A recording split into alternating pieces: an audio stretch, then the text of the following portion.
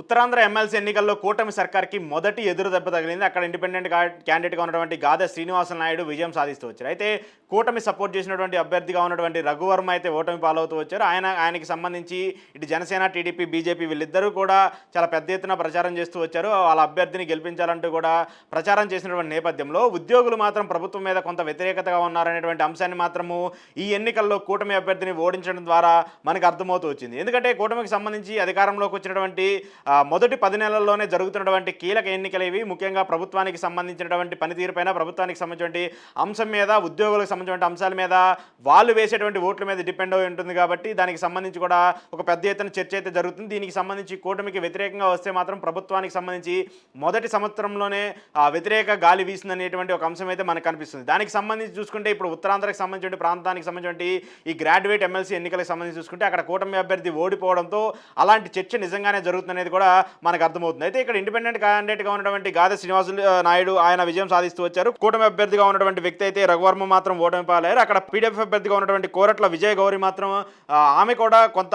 గట్టి పోటీ ఇస్తూ వచ్చారు, కానీ 3వ స్థానానికి అయితే పరిమితం వచ్చారు. అయితే ఇక్కడ మొదటి ప్రాధాన్యత ఓటు, 2వ ప్రాధాన్యత ఓటు అంటూ ఇలా కన్సిడర్ చేసి ఓట్లు అయితే వేస్తూ ఉంటారు. కాబట్టి మొదటి ప్రాధాన్యత ఓట్లు మాత్రం అంతా కూడా శ్రీనివాస నాయుడుకి అయితే పట్టడం జరిగింది. 2వ ప్రాధాన్యత ఓట్లు షేర్ అవుతూ వచ్చాయి. అక్కడ విజయ గౌరికి కావచ్చు, అలాగే రఘువర్మ కావచ్చు, వీళ్ళిద్దరికి కూడా షేర్ అవుతూ వచ్చాయి. ఇలాంటి నేపథ్యంలో అక్కడ ప్రధానంగా ప్రతిపక్షంగా ఉన్నటువంటి వైసీపీ పార్టీ కీలక రోల్ పోస్ట్ చేసిందని అనుకోవాలి. ఎందుకంటే వైసీపీ పార్టీ ఎక్కడా కూడా తమ అభ్యర్థిని పెట్టలేదు, వైసీపీ పార్టీ కూడా కంటెస్ట్ చేయలేదు. కానీ కూటమికి వ్యతిరేకంగా ఉన్నటువంటి వ్యక్తులు ఎవరైతే ఉన్నారో వాళ్ళందరికీ కూడా సపోర్ట్ చేయాలని చెప్పేసి వైసీపీ ఓటర్లందరూ కూడా డిసైడ్ అంటే అర్థమవుతుంది. దానికి సంబంధించి ఏదైతే గాదె శ్రీనివాస నాయుడికి సంబంధించిన గెలుపులో వైసీపీ ఓట్లు ఎక్కువగా పనిచేసి అనేది కూడా మనకు అర్థమవుతుంది. ఎందుకంటే ప్రభుత్వానికి సంబంధించి వైసీపీ ఎక్కడా కూడా వాళ్ళ క్యాండిడేట్ని పెట్టడం నేపథ్యంలో పీడీఎఫ్ అభ్యర్థులకు సంబంధించి కొన్ని చోట్ల సపోర్ట్ చేస్తూ వచ్చారు. పీడీఎఫ్ అభ్యర్థులకు సంబంధించిన గెలుపు కోసం ప్రయత్నించి ఉండాలని చెప్పేసి కూడా చెప్తూ వచ్చారు. ఆ తర్వాత అంతకుముందు ఉత్తరాంధ్రకు సంబంధించి మినహాయిస్తే గోదావరి జిల్లాలకు సంబంధించి చూసుకున్నా, లేదంటే గ్రాడ్యుయేట్ కృష్ణా గోదావరి జిల్లాకు కృష్ణా గుంటూరు జిల్లాకు సంబంధించి చూసుకున్నా, గోదావరి జిల్లాకు సంబంధించి చూసుకున్నా,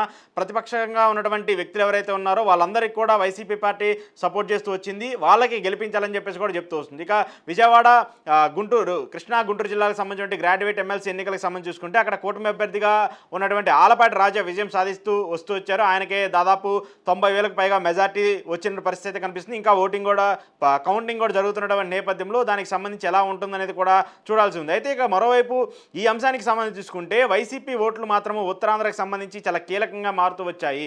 అక్కడ ఉన్నటువంటి ఓటర్లందరూ కూడా ప్రభుత్వానికి వ్యతిరేకంగా కూటమికి సంబంధించినటువంటి వ్యక్తులు ఎవరైతే ఉన్నారో వాళ్ళకి వ్యతిరేకంగా ఓట్లు వేస్తూ వచ్చారు. ఇక్కడ ఉద్యోగులకు సంబంధించి చూసుకుంటే ఉద్యోగులకు ఏదైతే ఎన్నికల్లో కూటమి సర్కారు హామీ ఇచ్చిందో, పీఆర్సీకి సంబంధించి కావచ్చు, లేదంటే పెన్షన్కి సంబంధించి కావచ్చు, మిగతా అంశాలకి సంబంధించిన ఇష్యూస్లో కూడా ప్రభుత్వం వాళ్ళకైతే హామీలు ఇస్తూ వచ్చింది. వాళ్ళకి ఖచ్చితంగా అధికారంలోకి వచ్చినటువంటి 6 నెలల నుంచి సంవత్సరం లోపే వాటిని పూర్తి చేస్తామని చెప్తూ వచ్చారు. గ్రాట్యుటీ పెన్షన్ స్కీమ్ కింద, జీపీఎస్ కింద కూడా వాళ్ళకి సంబంధించి ఖచ్చితంగా గతంలో జగన్మోహన్ రెడ్డి సర్కార్ ఏదైతే తెచ్చిందో దాన్ని తీసి కొత్త స్కీమ్ని తీసుకొస్తామని చెప్పేసి కూడా చెప్తూ వచ్చారు. సో ఇలాంటి పరిణామాలన్నీ చూస్తున్నటువంటి నేపథ్యంలో కూటమి సర్కారుకి సంబంధించి ఏదైతే ఎన్నికల్లో హామీలు ఇవ్వడం కావచ్చు, లేదంటే ఉద్యోగులకు సంబంధించిన అంశాలకు సంబంధించి కావచ్చు, ఇవన్నీ కూడా ప్రభుత్వానికి సంబంధించి వ్యతిరేకంగా పనిచేశాయి అనేది కూడా చెప్తూ ఉన్నారు. ఇక మరోవైపు దీనికి యాడ్ ఆన్గా వైసీపీ ఓట్లు కూడా యాడ్ అవడంతో అక్కడ ఇండిపెండెంట్ అభ్యర్థిగా ఉన్నటువంటి శ్రీనివాసులు నాయుడుకి సంబంధించిన గెలుపు కూడా పూర్తిగా ఆసక్తిగా అయితే మారినటువంటి పరిస్థితి కనబడుతుంది. సో ఆయన గెలుపు కూడా ఈజీగా అయినటువంటి సిచ్యువేషన్ కూడా మనం చూస్తామచ్చు. అయితే కూటమికి సంబంధించి అక్కడ ఉన్నటువంటి ప్రధానంగా ఉన్నటువంటి అచ్చెన్నాయుడు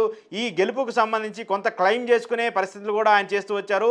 తన రెండో అభ్యర్థిగా ఉన్నటువంటి అంటే శ్రీనివాస నాయుడు గెలుపు కూడా తమ పార్టీకి సంబంధించి సపోర్ట్ చేస్తూ వచ్చాము. మొదటి ప్రాధాన్య ఓటుని రఘువర్మకు వేయమన్నాము, రెండో ప్రాధాన్యత ఓటుని శ్రీనివాస నాయుడుకి వేయమని చెప్పేసి కూడా ఆయన చెప్తూ వచ్చారు. కానీ ఇక్కడ శ్రీనివాస నాయుడు మాత్రం నాకు ఎవరు సపోర్ట్ చేయలేదు, ముఖ్యంగా కూటమికి సంబంధించిన సపోర్ట్ అయితే నాకు ఎక్కడా దొరకలేదు.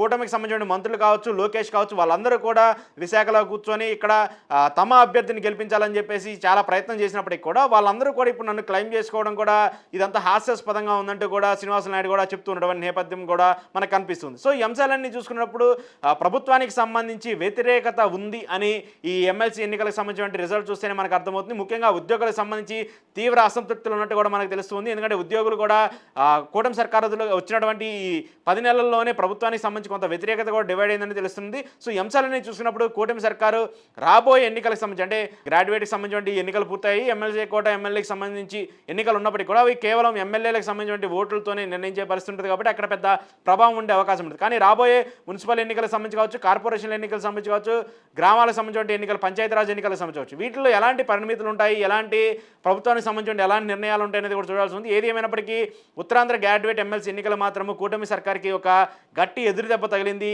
ఈ మొదటి ఏడాది లోపే అనేది మనకు అర్థమవుతుంది.